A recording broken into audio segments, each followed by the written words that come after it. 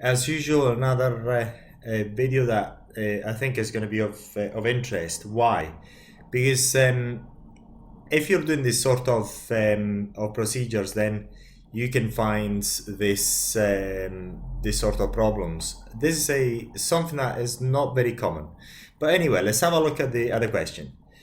Hi Andreas, what does it mean when the client's skin where the area's been done has gone darker? Has it hyperpigmented, or is the skin that is just adjusting to its natural melanin? Now let's have a look at the skin. Now I assume this is the before, and I assume this is the after. I mean, just from experience, what I think it's not dark, it's actually pinker, and these bits here are still the crusts, the scabs that haven't actually fallen off. Very likely, just from experience and using common sense and so on, and seen many cases of the sort, this seems retinous to me, especially because why does it look retinous? It looks red to me, but also you can see the scab still.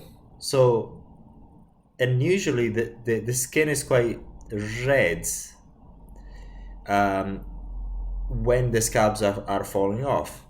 So this does not look like hyperpigmentation at all. This just looks like the redness that is quite common while the scabs are falling off. Now, the hyperpigmentation can occur up to 3 months after the treatment, and that's very important to point out, because the area can heal really well, and say for example up to a month there's nothing, there's maybe a bit of redness, and then there may be nothing in the first 6 weeks, 7 weeks, and then if there's sun exposure or UV exposure, then the area where you've treated that you have treated can become darker, and that is hyperpigmentation. But that doesn't look like hyperpigmentation to me.